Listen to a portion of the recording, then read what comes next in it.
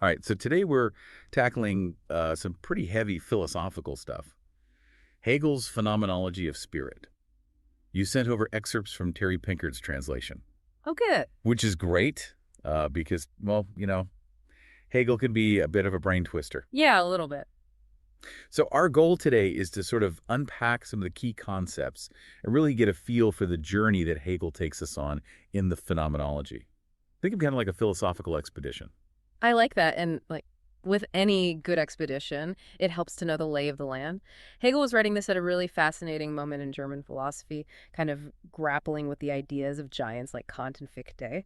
Right. But what's really interesting, I think, is his relationship with the Romantics. The Romantics, yeah, right. Weren't they all about emotion and intuition? Yeah. I thought Hegel was all about systems and logic. Yeah, you'd think they'd be at odds. Right. It's so And in some ways, they were thinkers like Schelling were pushing for this more aesthetic, less structured approach to philosophy. But Hegel, while he was definitely influenced by them, he still wanted to ground freedom and knowledge in a rigorous system. So he saw the value in their emphasis on things like art and imagination, but he also felt like you needed a strong backbone of reason and logic to hold it all together. Yeah, exactly. Yeah. And that tension between the systematic and the aesthetic, the rational and the intuitive, it really plays out in the phenomenology. It's not just a dry, logical treatise. There's a real drama to it, a real sense of struggle and discovery. Okay, so let's talk about this structure. You mentioned it's like a journey. Where does Hegel take us? So he traces the evolution of human consciousness through a series of stages, and he starts with something called sense certainty. Imagine you're just looking at a tree. That immediate raw awareness that you have of it just through your senses, that's sense certainty. So like I see it, therefore it is. Pretty straightforward, right? On the surface, yes. But Hegel shows us that even this seemingly simple starting point is full of problems. If we really examine it, sense certainty breaks down. Well, think about it. What you see is that tree is constantly changing depending on the light, your perspective, your mood.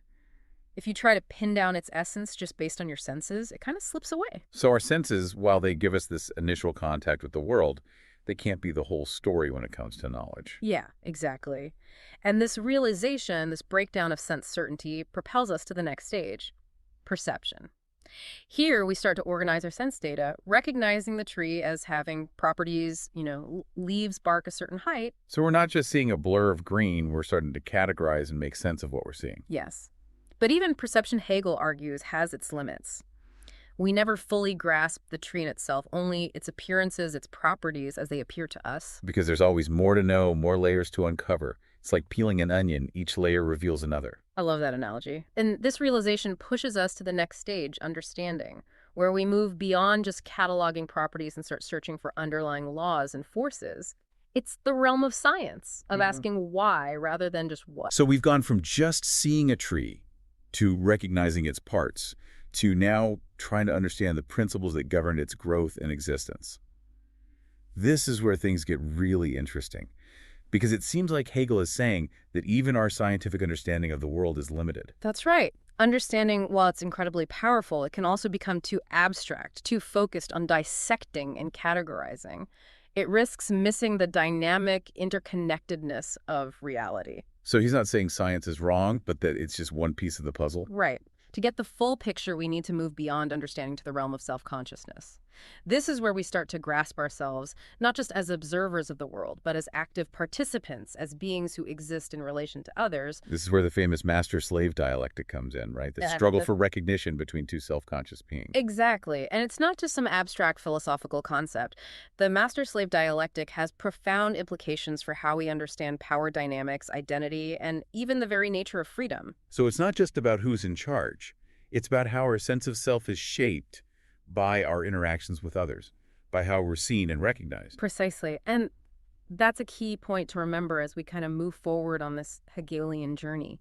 It's not just about understanding the world out there. It's about understanding ourselves as part of that world, as beings who are constantly shaping and being shaped by it. It's like we're moving from being spectators to actors in this drama of existence. What a great way to put it. And the shift to self-consciousness is really a crucial turning point in the phenomenology. It sets the stage for the even more complex and challenging stages to come. Speaking of challenging, we've got to talk about Hegel's famous dialectical method. It's like the engine that drives this whole journey of consciousness, right? Absolutely. Think of it like a dance, a constant back and forth between thesis, antithesis, and synthesis. Okay. An idea arises, encounters its opposite, and out of their clash emerges a new, more comprehensive understanding. And this isn't about one side winning, but about a process of refinement and evolution. It's like a conversation where each participant contributes to a deeper understanding. Exactly. And this conversation, this dialectical dance, it doesn't stop. Each synthesis becomes a new thesis, generating new antitheses, leading to this ever-evolving, ever-deepening understanding of ourselves and the world. So for Hegel, knowledge is never static. It's always in motion, always being challenged and refined through this dialectical process. And that's one of the most valuable takeaways from the phenomenology, even if you just scratch the surface. It reminds us that we should never stop questioning, never stop pushing ourselves to see things from different perspectives. I think we've covered a lot of ground already, but we're really just getting started. Yeah. We've climbed from that basic awareness of sense certainty to the complexities of self-consciousness, and we've got the dialectic as our trusty compass. But the journey doesn't end there. In the next part, we'll explore those later stages, reason, spirit, religion, and we'll try to grapple with what Hegel means by that elusive peak of absolute knowing. Sounds like we're in for quite an adventure. Oh, yeah. Welcome back to our deep dive into Hegel's Phenomenology of Spirit. You know, I was thinking about that journey of consciousness idea. Yeah. And it really struck me how each stage builds on the one before it. It's like we're climbing a mountain, and with every step, the view gets wider, more expansive. That's a great way to think about it. And just like with mountain climbing, there are moments where the path seems unclear, where you stumble or feel lost. Yeah. But that's part of the challenge, part of the process. Exactly. And the reward is that incredible vista from the top, that sense of really grasping something profound. So let's keep climbing. We left off at self-consciousness, which, as we discussed, is all about recognizing ourselves as beings in relation to others. It's not just about understanding the world out there, but about understanding our place in it, how we fit into the larger web of existence. Exactly. And this realization that our sense of self is shaped by our interactions with others leads to a whole new set of challenges and complexity. This is where that master-slave dialectic really comes into play, right? Yeah. That struggle for recognition, the desire to have our own self-consciousness affirmed by another. You mentioned it has implications for power dynamics. But how does that actually play out in our everyday lives? Think about it this way. Almost every interaction we have, from a simple conversation to a complex negotiation, involves a certain level of recognition. We want to be seen, heard, understood by others, and that desire for recognition, it can manifest in all sorts of ways, both healthy and unhealthy. So it's not just about who's literally the master and who's the slave. Right. It's about those subtle power dynamics that play out in any relationship where one person seeks validation or affirmation from another. Exactly. It could be a boss, an employee, a parent and child, even friends competing for attention on social media. The master-slave dynamic is a powerful lens for understanding these complex interpersonal relationships and the motivations behind them. It's like we're constantly negotiating our sense of self in relation to others, trying to find that balance between asserting our own individuality and seeking connection and belonging. Yeah, and that tension, that push and pull between independence and interdependence, that's a theme that runs throughout the phenomenology.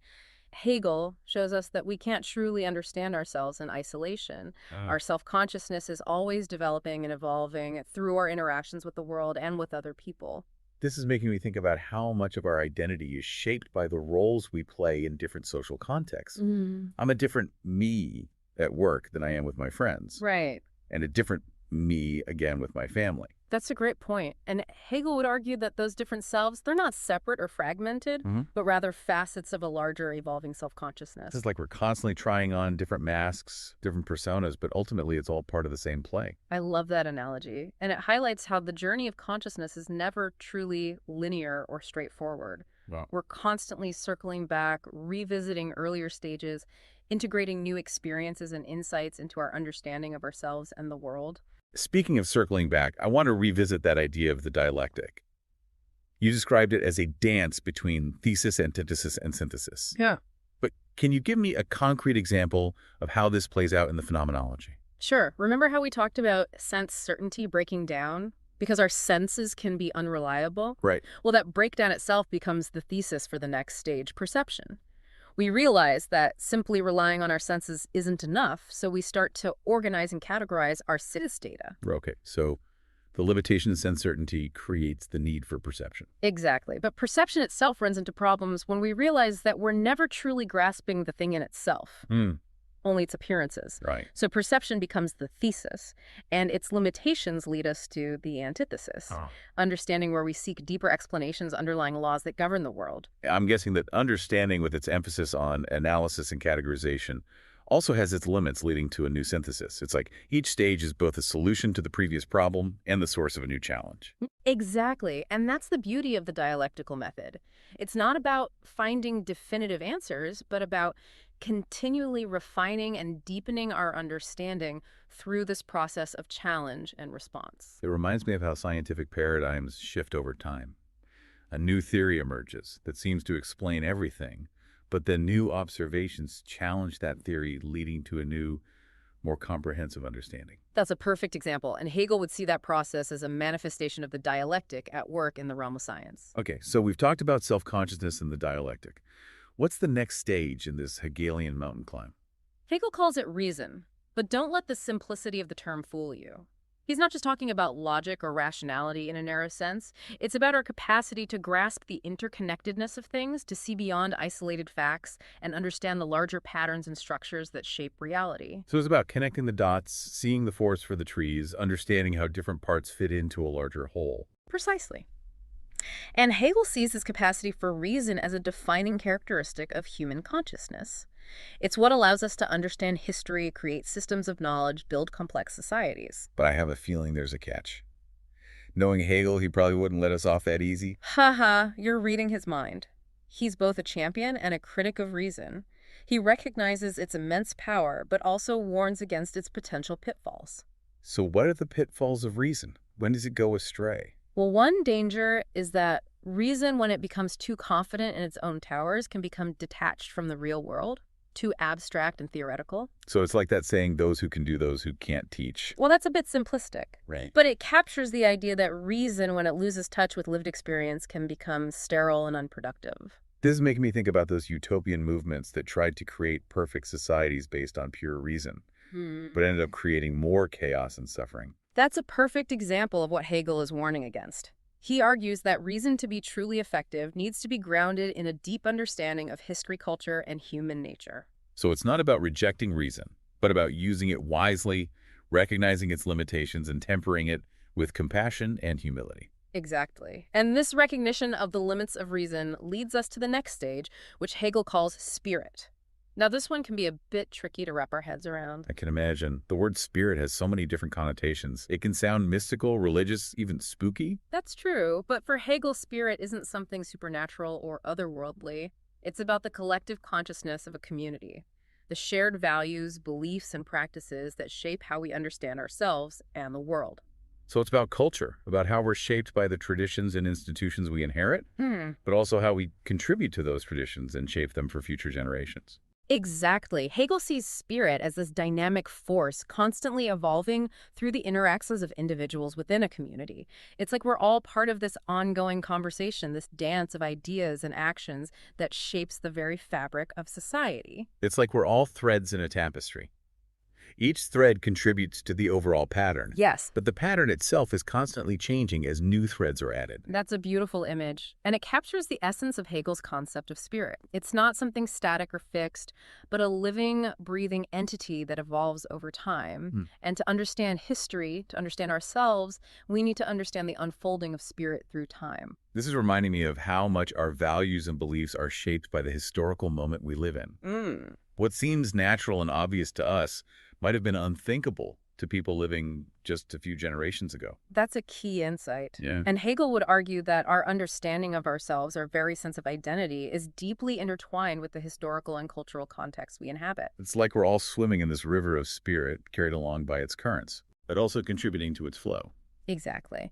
And this brings us to the next stage, which might seem like a bit of a departure from the more philosophical and historical focus of the earlier stages, religion. I can see why that might seem like a shift. Religion is often seen as a matter of faith and belief, whereas philosophy is all about reason and logic. That's the common perception. But Hegel sees religion as playing a crucial role in the development of spirit. For him, religion is how community grapples with the deepest questions of existence, the meaning of life, the nature of good and evil, the relationship between the finite and the infinite. So it's about those big existential questions that science and philosophy can't fully answer, those ultimate mysteries that we humans have been wrestling with since the dawn of time. Exactly. And Hegel sees religion as offering a kind of pre-philosophical understanding of these mysteries expressed through myths, rituals, and symbols. But I've also heard that Hegel was critical of religion. Mm-hmm. Didn't he see it as a limited form of understanding? He did. He argued that religion, while valuable, can also become dogmatic and rigid, clinging to outdated beliefs and practices that no longer serve the needs of the community. So it's like religion can become a kind of fossilized form of spirit, trapped in the past and unable to adapt to new challenges and insights. That's a great way to put it. And this critique of religion's potential limitations leads us to the final stage of the journey, the peak of the Hegelian mountain, absolute knowing. Okay, this is where things get really mysterious. What exactly does Hegel mean by absolute knowing? Is it even possible for us finite beings to achieve such a state? It's definitely the most challenging and controversial concept in the Phenomenology. Some interpret it as a kind of mystical union with the divine, a complete and total grasp of reality. Others see it as a more modest but still profound achievement, a state of self-awareness in which we fully understand our place in the grand scheme of things. So it's less about having all the answers and more about understanding the questions themselves, about recognizing the limits of our knowledge and embracing the mystery of existence. That's a great way to think about it. Hegel himself is quite careful not to define absolute knowing too rigidly. He emphasizes that it's not some static endpoint, but rather an ongoing process, a constant striving to overcome the limitations of our finite understanding and grasp the infinite. So it's more about the journey than the destination. Exactly. And this journey isn't a solitary one. Hegel emphasizes that absolute knowing is achieved through the collective efforts of humanity, through the ongoing dialogue of philosophy, art, religion, all forms of human endeavor. It's like we're all climbing this mountain together, each generation, building on the insights of those who came before, pushing ourselves further and higher towards that elusive summit. That's a beautiful image. And even if we never fully reach the peak, the very act of striving, of pushing ourselves to understand more deeply is what matters. Wow, this has been quite a climb so far. Yeah. We've explored the complexities of self-consciousness, the dance of the dialectic, the unfolding of spirit through history, and the role of religion in grappling with the ultimate mysteries of existence. And we've reached the base camp of absolute knowing, the most challenging and rewarding leg of the journey. But before we tackle that final ascent, I'd love to hear your take on what this all means for us, for the listener. Why should we care about Hegel's phenomenology of spirit in our everyday lives? That's a great question. And I think there are many reasons why engaging with Hegel, even if it's challenging, can be incredibly rewarding. First, it encourages us to be more critical thinkers. Hegel's dialectical method reminds us that there's always another perspective, another layer to uncover, and that knowledge is a dynamic process, not a static set of facts. So it's not about memorizing Hegel's system, but about adopting that critical questioning approach to how we view the world and ourselves. Exactly. Second, Hegel's emphasis on the historical development of consciousness can help us understand how our own values and beliefs are shaped by the cultural and historical context we inhabit. It's like he gives us a new lens for understanding the forces that have shaped who we are, the traditions and institutions that we often take for granted. Precisely. And finally, Hegel's philosophy, even when it's dealing with these abstract concepts, is ultimately about the human condition. It's about our search for meaning, our struggle for freedom, our desire for connection and belonging. So even though he's known for being a bit of a tough nut to crack, there's a real human heart beating at the center of Hegel's philosophy. Absolutely. And I think that's what makes the Phenomenology such an enduring and relevant work, even centuries after it was written. I feel like we've covered a lot of ground, but we're still not at the summit. Mm-hmm. What's next on our Hegelian adventure? In the final part, we'll tackle that last challenging climb to absolute knowing. We'll explore what Hegel means by this elusive concept and how it might help us understand our place in the universe. We'll also consider how the Phenomenology continues to resonate with contemporary thought and how its insights can enrich our lives today. Sounds like a journey not to be missed. I'm ready for the final push. Welcome back to our deep dive into Hegel's Phenomenology of Spirit. You know, it feels like we've been climbing Mount Everest, but instead of ice picks and oxygen tanks, we've got dialectics and philosophical insights. Uh-huh. A fitting analogy. And just like with Everest, this final ascent to absolute knowing, it's the most challenging but also potentially the most rewarding. You mentioned last time that absolute knowing is one of the most controversial aspects of Hegel's philosophy. It's easy to get lost in all the abstract language. But is there a way to make this concept more concrete, more relatable to our everyday experience? That's the million-dollar question.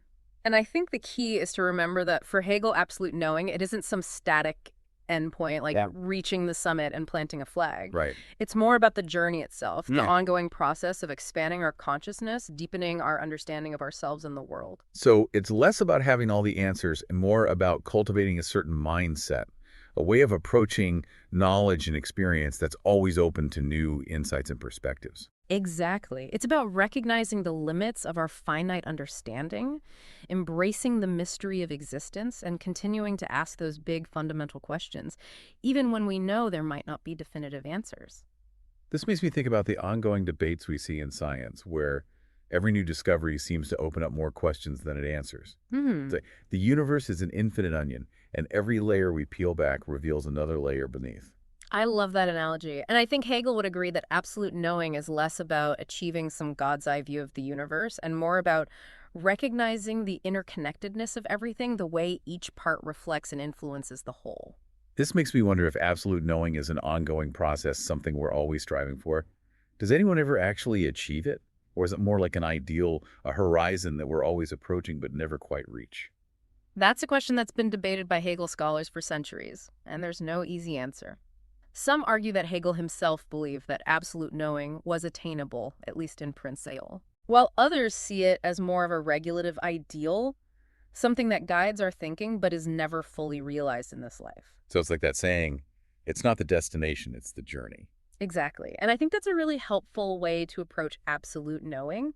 It's not about reaching some final static truth, but about embracing the process of questioning, learning, and growing. It's about cultivating a kind of intellectual humility, recognizing that we never have the whole picture, but always striving to expand our understanding. This is resonating with me because it seems like we live in a world where people are increasingly clinging to these rigid ideologies and easy answers. Yeah. It's refreshing to encounter a philosophy that emphasizes the importance of ongoing inquiry, of embracing complexity and nuance. I agree.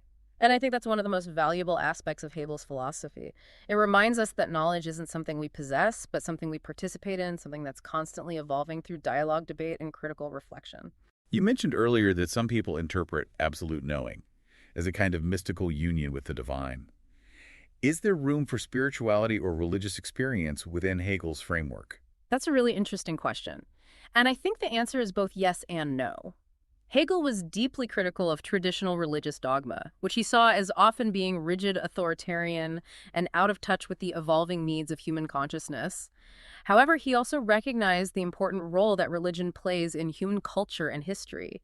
He saw it as a necessary stage in the development of spirit, a way for humanity to grapple with those big existential questions before philosophy could provide more nuanced and sophisticated answers. So it's like religion is a kind of stepping stone towards absolute knowing, a way for us to start engaging with those ultimate mysteries before we develop the philosophical tools to grapple with them in a more rigorous way. That's a great way to put it.